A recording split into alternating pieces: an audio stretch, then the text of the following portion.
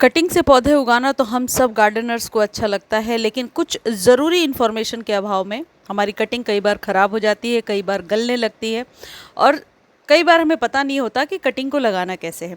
आज के वीडियो में कुछ ऐसे कॉस्टली प्लांट्स के बारे में बता रही हूँ जिन्हें कि आप कटिंग से ग्रो कर सकते हैं। इस पर एक और वीडियो मैंने कुछ दिन पहले शेयर किया था जिसका लिंक डिस्क्रिप्शन में दे दूँगी, जिसमें 30 से भी ज़्यादा पौधों के बारे में बताया है कि उनकी कटिंग को किस तरीके से ग्रो करना है। देखिए ये ज़िज़ी प्लांट यदि आप मार्केट से ख़रीदने जाते हैं तो 200 से 250 रुपये में नॉर्मली मिल जाता है। आपके यहाँ कितने का मिलता है ज़रूर कमेंट सेक्शन में बताइएगा। तो ज़िज़ी प्लांट की कटिंग भी लगा सकते हैं, रूट बॉल से अलग करके हम लगा सकते हैं। मैंने यहाँ पर कटिंग लगाया है। इसकी थोड़ी सी पुरानी स्टेम ले लीजिए और भुरभुरी सॉइल में, वेल ड्रेन सॉइल में इसे दबा दीजिए। पानी कम से कम देना है क्योंकि ये जो पौधे होते हैं इनमें नीचे बल्ब बनने लगते हैं, छोटे छोटे बल्ब बनते हैं। ये निकल नहीं रहा, अदरवाइज़ मैं आपको ज़रूर दिखाती। जो बल्ब वाले पौधे होते हैं उनमें यदि आप पानी ज़्यादा देते हैं तो इनके बल्ब जो हैं वो गलने लगते हैं। तो ज़्यादा पानी नहीं देना है। रखना कहाँ है? शेड में, सेमी शेड एरिया में रखिए जहाँ पर कि डायरेक्ट धूप भी ना हो और डायरेक्ट आप कह सकते हैं बिल्कुल शेड भी ना हो। बरसातों में एक बरसात का पानी आप इसे दे सकते हैं, लेकिन उसके बाद इसे आप हटा लीजिए और ऐसी जगह पे रखिए जहाँ पर कि बार बार ये बारिश में भीगे ना। देखिए इसी में से निकाल करके, इसी में से कट करके मैंने अलग करके ग्रो किया है। अब ये जो 2 पत्ते आपको दिख रहे हैं ये गर्मियों में एकदम सूख गए थे गर्म हवाओं की वजह से, लेकिन सही केयर करेंगे तो ये जो कॉस्टली पौधे हैं ये कभी भी मरते नहीं हैं। मैंने 2 कलर को इसमें लगा रखा है, एक डार्क ग्रीन और एक थोड़ा सा लाइट ग्रीन है। इस पौधे को यदि आप बहुत सारा ग्रो कर लेते हैं अभी, तो आप मुफ्त में बहुत सारे पौधे तैयार कर सकते हैं।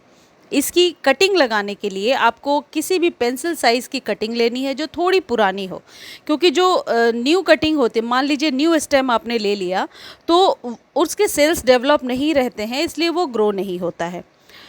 अब ये स्नेक प्लांट है। यदि आप नॉर्मली स्नेक प्लांट को अभी आप नर्सरी से लेने जाएंगे और बड़े प्लांट को लेते हैं तो 100 से 150 रुपये में आपको मिलेगा। कभी भी खरीदना ये ज़रूरी नहीं है, कहीं से भी बस छोटी सी पत्ती भी यदि आप लेकर आते हैं तो ये ग्रो हो जाता है। पिछले वीडियो में मैंने आपको बताया था कि पत्ती को किस तरीके से पानी में ग्रो कर सकते हैं, आप वो जा कर के वीडियो देख सकते हैं। इसको ग्रो करना सबसे आसान है। यदि आपके पास बहुत टाइम नहीं है गार्डनिंग का तो इस पौधे को लगा लीजिए। एक तो एयर प्यूरीफाइंग प्लांट की तरह काम करता है, कमरे में लगा सकते हैं, लिविंग रूम में लगा सकते हैं, ओपन में रख सकते हैं। केयर बिल्कुल भी नहीं मांगता ये पौधा। एक यदि इसकी छोटी सी लीफ लेकर के और आप पानी में डालते हैं तो बहुत जल्दी इसके रूट्स बनने लगते हैं। यदि मिट्टी में दबाकर छोड़ देते हैं, एक बार पानी दे दीजिए, फिर 5-6 दिनों तक पानी देने की ज़रूरत नहीं, ऐसे ही इसके पल्प्स निकलना शुरू हो जाते हैं और एक से न जाने कितने पौधे आप बना सकते हैं। ये जितने भी कटिंग्स वाले पौधे हैं इनके लिए जो आप सॉइल बनाएंगे उसमें कम से कम 10% नाइट्रोजन की मात्रा ज़रूर होनी चाहिए, यानी कि वर्मी कंपोस्ट या काउडंग मैन्योर सिर्फ 10% मिलाएंगे, यानी 1 चम्मच एक गमले में हिसाब लगा लीजिए। इससे ज़्यादा होने पर कई बार पौधे मरने भी लगते हैं। देखिए ये जो स्नेक प्लांट है ये स्नेक प्लांट की ही एक वैरायटी है। चूँकि वो लंबा वाला जो स्नेक प्लांट है वो बहुत बार आपको दिखाया है, इस पर मैंने वीडियो नहीं बनाया था, तो ये अब ग्रो हो गया है तो इसको मैं आपको दिखा रही हूँ। इसकी रूट्स बहुत जल्दी बन जाती हैं, लीफ भी इसकी ग्रो हो जाती है बहुत जल्दी और रूट्स भी बन जाती हैं। अब इसके लिए आपको क्या करना है, ऐसे पौधों को लगाने के लिए कभी भी सॉइल में बहुत नीचे नहीं दबाना है, बस 1 इंच सॉइल में आप इसे दबा दीजिए। अपने आप मॉइस्चर से इसकी रूट्स बनती जाती हैं। बहुत नीचे यदि आप दबा देते हैं तो कई बार इसके रूट्स गलने भी लगते हैं। अगला है पोथोस। पोथोस की किसी भी वैरायटी को आप नर्सरी से लेने जाएंगे तो 50 से 100 रुपये के बीच में मिलता है। एक से अनेक पौधे बनाना चाहते हैं तो इस तरीके से कटिंग काटिए जैसे मैंने काटा है। इसे वर्टिकली रखने के बजाय हॉरिजॉन्टली यानी लिटा करके, यदि आप देखिए यहाँ से कटिंग लिया है मैंने, लिटा करके यदि आप ग्रो कराते हैं तो इसके 3 से 4 नॉड एरिया सॉइल में दब जाएंगे और गारंटीड ये पौधा ग्रो होगा ही होगा। इसका यही टेक्निक होता है, या यूँ कह लीजिए कि माली से ही मुझे पता चला है कि वेल ड्रेन सॉइल में इसे लिटा करके हॉरिजॉन्टली आप इसे ग्रो कीजिए। देखिए इस तरीके की सॉइल होनी चाहिए। कई लोग लिख रहे थे कि सॉइल की जो सॉइल जो है कभी भी ड्राई नहीं दिखता, हमेशा गीला दिखता है, तो ऐसे में कटिंग नहीं लगेगी। आप सैंड ज़रूर मिलाइए 30 to 40%। सैंड नहीं है तो कोकोपीट मिला लीजिए, या फिर आप यदि सिर्फ सॉइल में भी लगाना चाहते हैं तो सॉइल चिकनी मिट्टी वाली नहीं होनी चाहिए, दलदली नहीं होनी चाहिए। और कटिंग लगाने के लिए जो गमला है वो हमेशा छोटा हो, छोटा यानी अपने हिसाब से ले लीजिए। बहुत बड़े गमले में तो आपकी कटिंग वैसे भी ओवर वाटर की शिकार हो जाएगी और गल जाएगी। तो ऐसे किसी पॉट को ले लीजिए 3 से 5 इंच के बीच के कंटेनर को, कि ताकि उसमें बार बार आपको रिपॉट ना करना पड़े। ये जितने भी पौधे मैं आपको बता रही हूँ, एक बार जब आप लगाएंगे साल भर के बाद ही रिपॉट करने की ज़रूरत पड़ेगी। एक चीज़ ध्यान रखिए, जब आप कटिंग लगाते हैं बार बार जगह को चेंज ना करें, क्योंकि जड़ें हिलती हैं और ये फैक्ट है, जड़ें हिल जाती हैं और कटिंग नहीं लगती है। तो बेहतर तरीका क्या है, एक जगह रखिए और स्प्रे करके पानी दीजिए। पानी डेली दीजिए, लेकिन धार से नहीं, फोर्स से नहीं, ऊपर से बस स्प्रे कीजिए। और यदि अभी बरसात में ओपन में रख देते हैं, आपके यहाँ बारिश हो रही है, तो बारिश के पानी में मौजूद मिनरल्स आपके पौधे को ग्रो कराने में बहुत हद तक मदद करेगा। एक और बहुत इंपॉर्टेंट चीज़ है, जब आप कटिंग लगाते हैं उसे बार बार निकाल करके ना देखें। कटिंग में यदि न्यू लीफ आने लगी है, लीफ आपकी झुकी झुकी नहीं है और छोटी छोटी स्टेम दिखाई पड़ रही है, मतलब कटिंग आपकी ग्रो हो गई।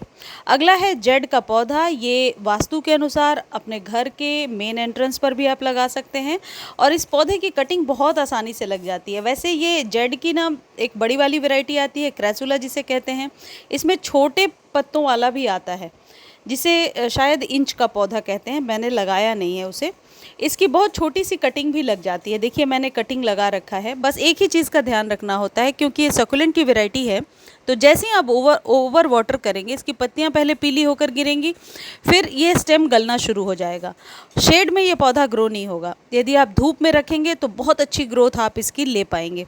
तो आपको इसके लिए क्या करना होगा कि आप छोटे कंटेनर में, जैसा आप देख रहे हैं, इसे लगाइए। और यदि सैंडी सॉइल में लगाते हैं तो वेल एंड गुड है, इसकी रूट्स भी बहुत जल्दी बन जाती हैं। और इसे धूप में डायरेक्ट रख दीजिए, एक बार पानी डाल के धूप में रख दीजिए। बरसात का पानी पड़ता है तो ठीक है, नहीं भी जाता है तो जब आपको ऐसा लगता है कि सॉइल बिल्कुल ड्राई हो गई है और 3 से 4 दिन हो चुके हैं पानी दिए हुए, तो आप इसे पानी दे दीजिए और ये देखिए बहुत अच्छे से ग्रो होने लगेगा। तो जेड के पौधे को घर में लगाना बहुत आसान है और इस पर बहुत सारे वीडियोस मैं ऑलरेडी शेयर कर चुकी हूँ। कॉस्टली पौधों की श्रृंखला में ये है रबर प्लांट। आप सबको पता है रबर प्लांट जितना ही बड़ा आप लेंगे 100 से 150 रुपये के करीब ही मिलता है नर्सरी पर। इसे आप कट करके ग्रो कर सकते हैं, पौधे को घना बना सकते हैं। अपने ही किसी पुराने पौधे को जो 6 महीने साल भर पुरानी है, इसे कट कीजिए। कट करने पर ये वाइट सी चीज़ निकलेगी। इसे आप थोड़ी देर के लिए किसी भी फंजीसाइड मिले पानी में डाल दीजिए।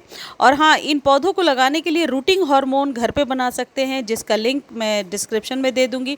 अपने एवरग्रीन वाले चैनल पर मैंने शेयर कर दिया है कि होममेड जो है किस तरीके से रूटिंग हार्मोन बना सकते हैं। जब आप इसमें डालते हैं तो फंगस की समस्या ख़त्म हो जाती है और इसे फिर डायरेक्टली जैसे बताया वेल ड्रेन सॉइल में डाल दीजिए। वो पौधा घना हो जाएगा और न्यू प्लांट आपको मिल जाएगा। यह है एंथूरियम। 250 से 300, 350 तक ये पौधा एंथूरियम का आपको मिलेगा। इसके 4-5 कलर्स आते हैं। इसको रूट डिवीज़न से ज़रूर अभी आप अलग करके लगा लीजिए। ये कटिंग के थ्रू नहीं लग पाता है। बस आप इसके नीचे देखेंगे तो बड़े सारे रूट्स निकले होते हैं। देखिए इस तरीके से किसी भी एक रूट को निकालिए और वेल ड्रेन सॉइल में दबा दीजिए। छाया में फूल देने वाला ये पौधा है, धूप में नहीं ग्रो होगा। इसे शेड में रख दीजिए, पानी डेली नहीं देना है और इसमें कोकोपीट 20 to 30% ज़रूर मिलाइए।